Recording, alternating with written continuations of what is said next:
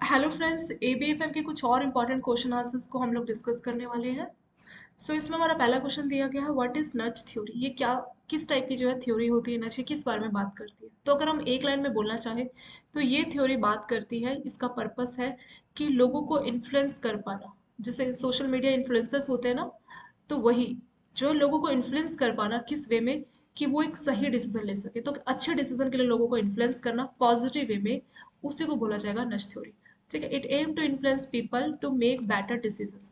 Example, authorities may set a better choice such as donating your organs as a default.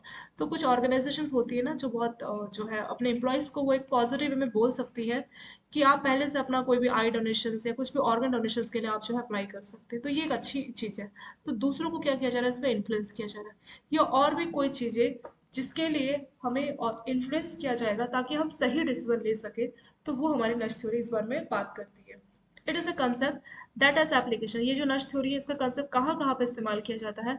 It has application in the field of behavioural science, economics आपका political theory. तो कई सारी जगह पे ये जो आपकी नश थ्योरी है इस्तेमाल की जाती है। However it is also applicable to process of change management in organization and businesses. तो जब भी कोई ऑर्गेनाइजेशन में किसी भी टाइप का चेंज किया जाना अगर होगा, तो वहां पे भी ये नश थ्योरी इस्तेमाल की जाएगी। क्यों? क्योंकि जब भी कुछ चेंज हो रहा है तो उसमें जो लोग हैं जो काम कर रहे हैं, जिसको भी चेंज होके मतलब नए इन्वायरमेंट पे काम कर रहा है, तो उन लोगों को भी इन्फ्लुएंस करना पड़ेगा पॉजिटिव वे में, ताकि वो नए इन्वायरमेंट के हिसाब से, चेंज मैनेजमेंट के हिसाब से काम करें। ठीक है, तो ये हो गया हमारा नश थ्योरी।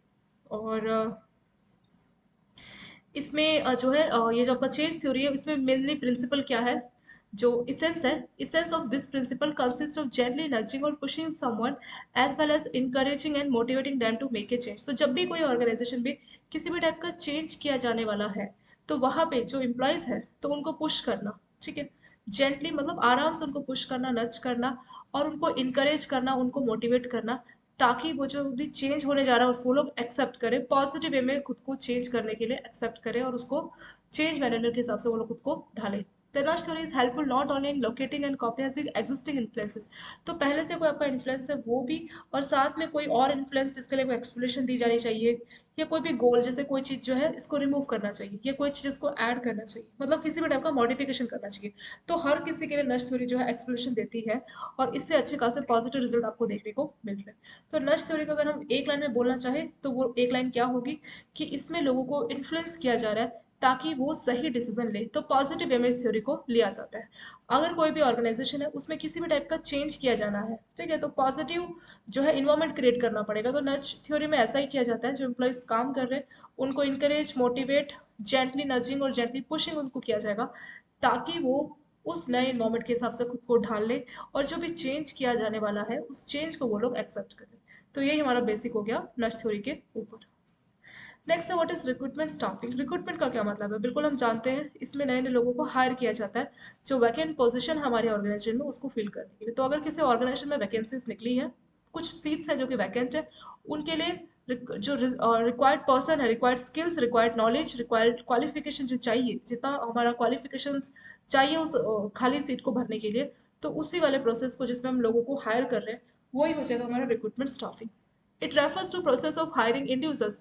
तो ये उस प्रोसेस को बोलते हैं जिसमें इंडिविजुअल को हायर किया जा रहा है, who are the most qualified for a job, whereas recruitment is the process of finding potential applicants for a job and encouraging them to apply for the vacant post। तो इसमें क्या हो रहा है, कि कोई पर्सन जो कि बहुत क्वालिफाइड है, तो उस जॉब के लिए उसको रखा जाएगा, उसको हायर किया जाएगा। Recruiting and staffing are two different process but are often use. तो रिक्रूटमेंट करना, स्टाफ करना, ये अलग अलग है, बट जनरली एक दूसरे के बंदे की स्टाफ को आप लेके आ रहे हैं या रिक्रूटमेंट आप कर रहे हैं, तो जनरली एक तरह से जो है एक के साथ जो है इनको एक तरह से जो है इस्तेमाल किया जाता है। What are three facets of staffing. Staffing या रिक्रूटमेंट किस तरह से किया जाएगा, तो इसमें तीन चीजें होंगी अगर आपको स्टाफिंग करना है। स्टाफिंग मतलब आप डिजायर्ड स्टाफ लेके आ रहे हैं वैकेंट पोजीशन को भरने के लिए, तो इसमें तीन आपकी चीजें होंगी। पहला होगा हमारा रिक्रूटमेंट, दूसरा होगा सिलेक्शन, और तीसरा होगा ट्रेनिंग। रिक्रूटमेंट ये बिल्कुल फर्स्ट स्टेज है। It is a positive process that seeks to attract a bigger number of people with ideal profile to apply for positions that are empty। तो किसी भी बिजनेस में जो सीट्स खाली है उनके लिए आप सही लोगों को सेलेक्ट करके लेके आ रहे हैं। ज़्यादा से ज़्यादा लोगों को आप अट्रैक्ट कर रहे हैं, इतने अच्छे से आप उनको सैलरी बाकी चीज़ें इतनी अच्छी दे रहे हैं कि ज़्यादा से ज़्यादा लोग अप्लाई करना चाह रहे हैं उस खाली सीट के लिए। The organization goal with recruitment is to fill position as quickly as possible. तो इसमें ऑर्गेनाइजेशन का गोल क्या है कि जो खाली सीट्स है उसको जितना जल्दी भरा जाए उतना अच्छा है, क्योंकि ज़्यादा देर तक खाली सीट रहेगी तो हमारे आउटपुट को, जो हमारी एक्टिविटी है, प्रोडक्टिविटी, उसको इम्पैक्ट करती है। तो इसीलिए ऐसा बोला गया।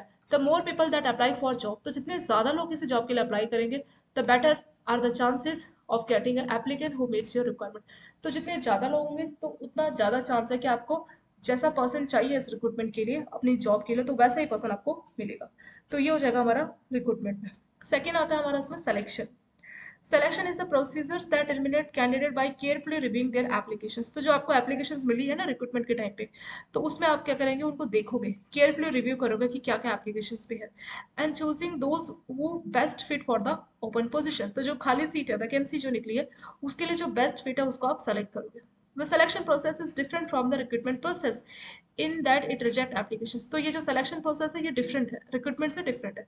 रिक्रूटमेंट में लोग उसको अप्लाई कर रहे हैं, सिलेक्शन में क्या हो रहा है कि आपके पास कई सारी एप्लीकेशंस आ चुकी है, अब आप उसको रिव्यू कर रहे हो, देख रहे हो केयरफुली कि कौन सी एप्लीकेशन हमारी जॉब के लिए बेस्ट फिट करती है। ठीक है, तो वो आ जाएगा हमारा सिलेक्शन।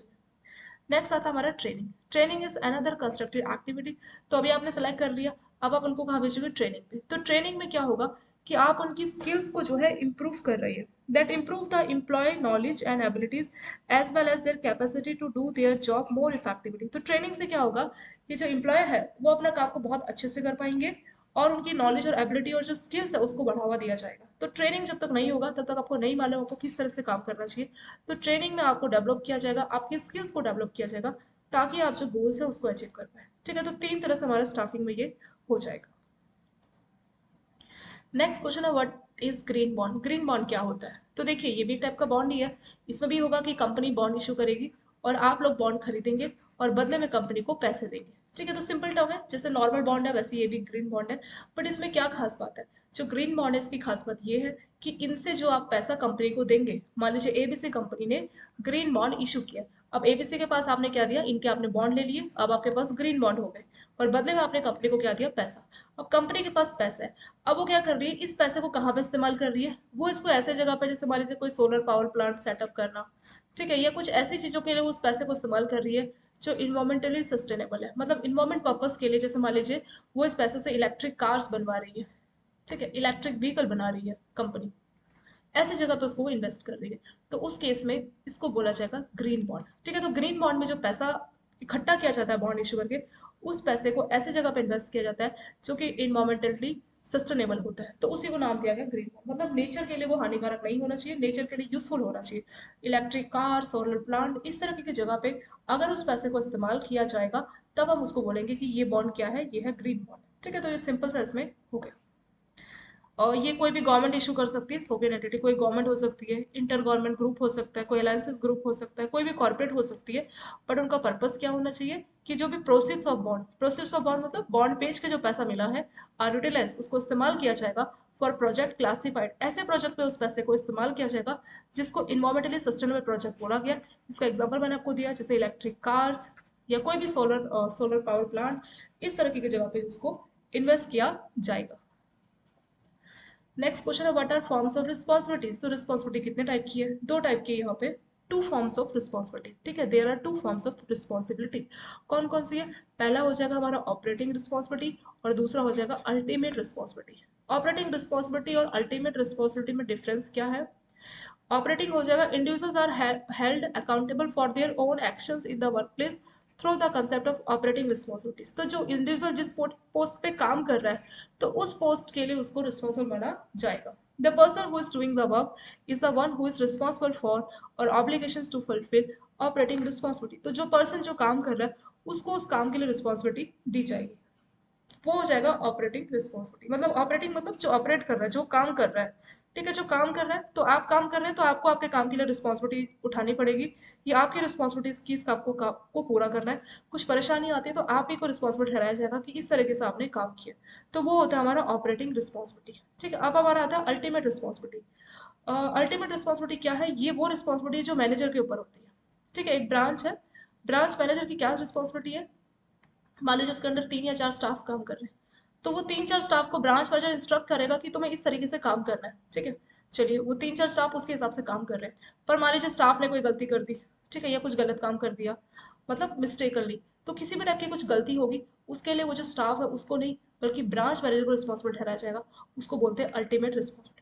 ऑपरेटिंग में क्या था, मान लीजिए फील्ड ऑफिसर है या अकाउंटेंट है, तो अगर वो किसी पोस्ट पे, तो अकाउंटेंट कोई भी काम कर रहा है, मान लीजिए डिजीज सेटलमेंट का कोई प्रपोजल आया, तो 15 दिन से ऊपर हो गया और काफ़ी टाइम हो गया, ठीक है, और वो सेटलमेंट पूरा नहीं हुआ, कस्टमर ने कहीं कंप्लेन कर दिया आगे ऑम्बड्समैन ने कहीं और, तो उसके बाद क्या होगा कि वो जो अकाउंटेंट है उसको रिस्पॉन्सिबल ठहराया जाएगा कि तुमने टाइम के अंदर इस काम को नहीं किया। तो अकाउंटेंट अपने काम के लिए रिस्पॉन्सिबल है, या कोई भी लोन सेक्शन कराना तो फील्ड ऑफिसर अपने काम के लिए रिस्पॉन्सिबल है। तो कोई भी अगर बाद में बात आती है तो इन्हीं को रिस्पॉन्सिबल ठहराया जाएगा और इनसे बातें, इनसे एक्सप्लेनेशन मांगी जाएगी कि ये आपने किस तरह से किया है, इसमें आपकी जो है पूरी की पूरी रिस्पॉन्सिबिलिटीज बनती थी।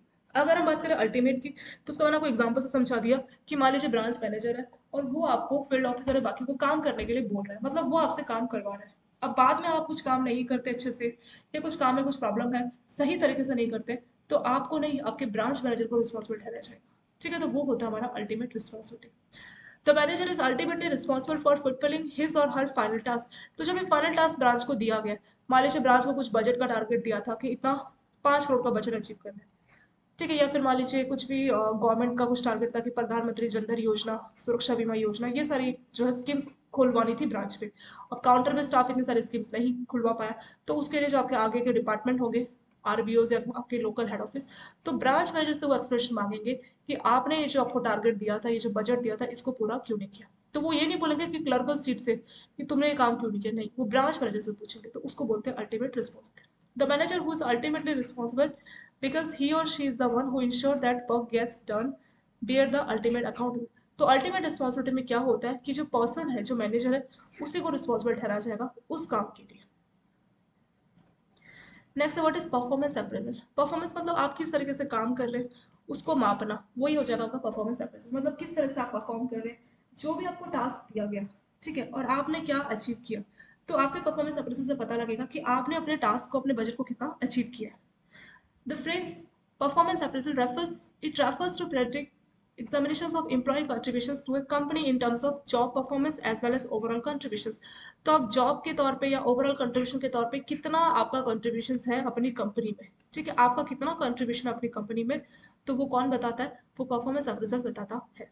An employee ability, achievement and growth or lack thereof depend on the result are analyzed during a performance assessment which is also known as annual review। तो आपका परफॉर्मेंस अप्रेजल किया कैसे किया जाता है, जैसे क्वार्टरली बेसिस पे, जैसे फील्ड ऑफिसर के अगर आप पोस्ट में है, तो क्वार्टरली बेसिस पे आपका आरबीओ जो होता है, ठीक है, वो आपको बुलाता है और आपको बुला के फिर आपसे क्वेश्चन या बाकी चीजें पूछता है कि कितना आपने, आपकी परफॉर्मेंस को जो है जाना जाएगा, किस हिसाब से आपने परफॉर्म किया, उसका रिव्यू और उसका एवेल्यूशन किया जाएगा, तो वही आपका performance appraisal.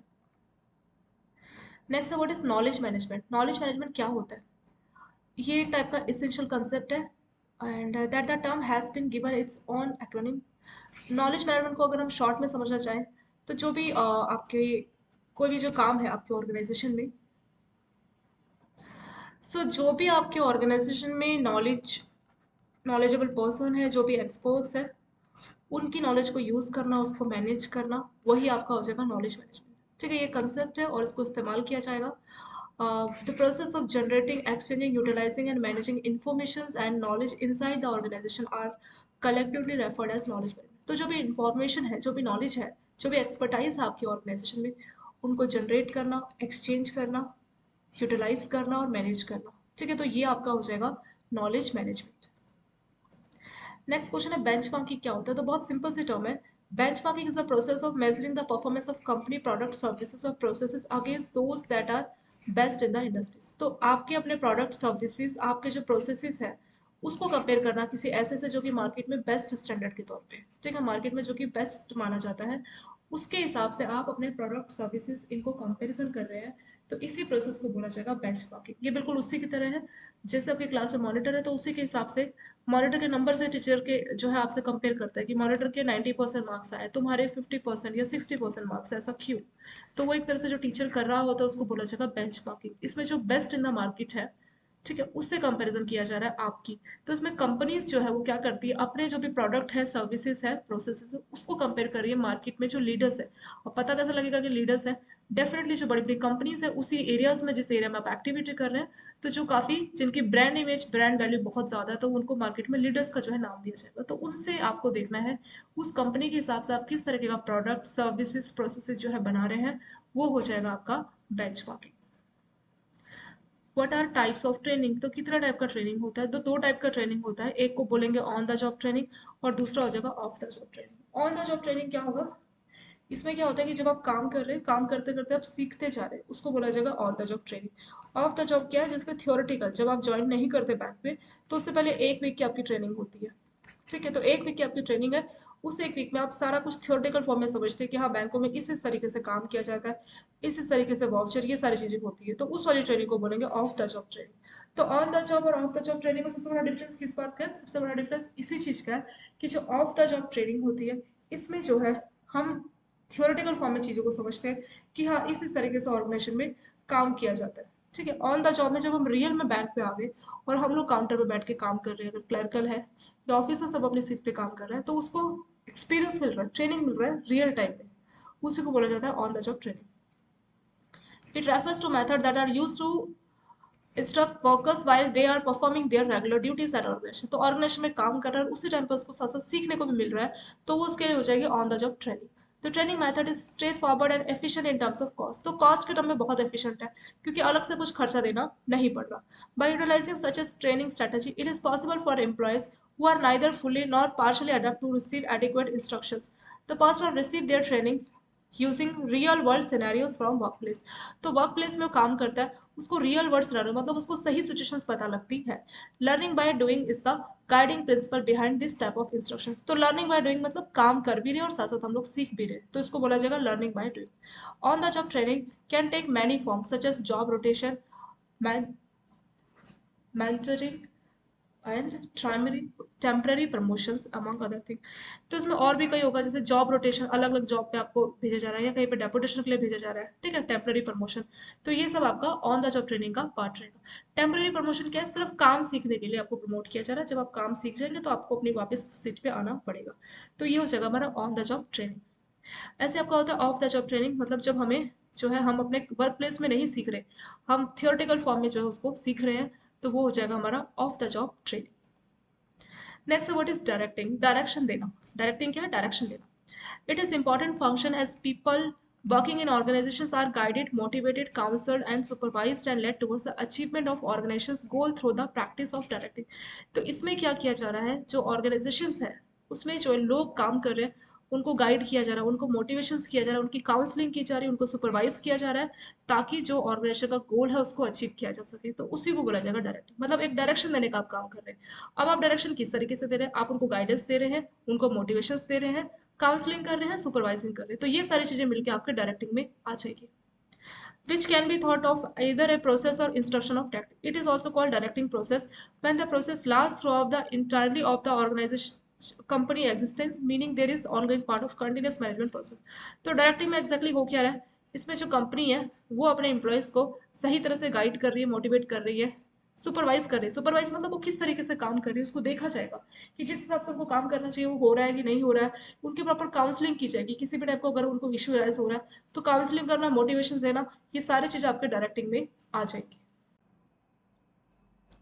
So next question है हमारा व्हाट इज फॉर्मल ऑर्गेनाइजेशन, और इसी के नीचे एक और क्वेश्चन है व्हाट इज इनफॉर्मल ऑर्गेनाइजेशन।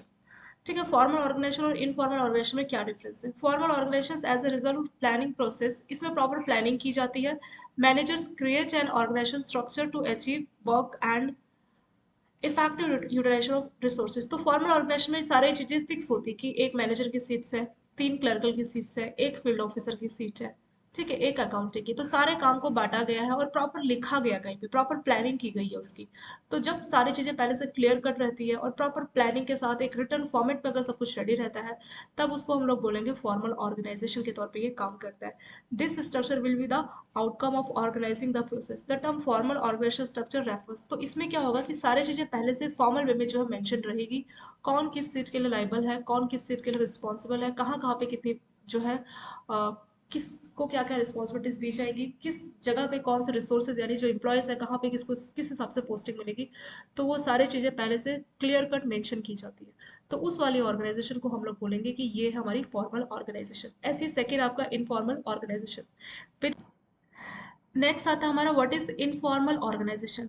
तो फॉर्मल में क्या है, सारा कुछ मेंशन्ड है, बट इनफॉर्मल ऑर्गेनाइजेशन में ऐसा कुछ मेंशन नहीं रहता है, ठीक है। रियल में मतलब जो चीज़ें जिस तरीके से काम करती है उसको आप बोल सकते हैं इनफॉर्मल ऑर्गेनाइजेशन। तो मतलब फॉर्मल वे में सारी चीज़ें मेंशन्ड है कि इस तरीके से ये रोज इसको दिए जाने चाहिए, बट कई बार उसमें छोटा मोटा चेंज भी हम लोग करते हैं, मतलब रियलिटी में हम किस तरह से जो है ऑपरेट कर रहे हैं। तो इनफॉर्मल ऑर्गेनाइजेशन बिल्कुल वही है, फॉर्मल में सारा कुछ मेंशन है कौन किस तरीके से काम करेगा, बट छोटा मोटा एडजस्टमेंट जो है काम को लेके हो जाता है। जैसे सीट्स फिक्स है, जैसे मान लीजिए क्लर्कल की 2 सीट है, एक का काम है कैश को देखना, तो बोला गया कि ऑर्गेनाइजेशन में लिखा गया कि हाँ कैश के लिए एक सीट है या केवाईसी के लिए एक सीट है। पर जब केवाईसी वाला पर्सन छुट्टी पे है तो दोनों काम एक अकेला जो है कैश वाली सीट को करना पड़ता है, ठीक है। इस तरह के और भी छोटे मोटे जो सेटअप, मतलब रियलिटी में जैसे बोला ना किताबों में क्या लिखा हुआ है, आपके सर्कुलर्स में क्या लिखा है, पर रियलिटी में कितनी चीजें आप किस तरीके से जो है करते हैं, तो वही आपका इनफॉर्मल ऑर्गेनाइजेशन हो जाता है। तो फॉर्मल ऑर्गेनाइजेशन के अंदर ही जो है आपका इनफॉर्मल जो सेटअप है वो काम करता है।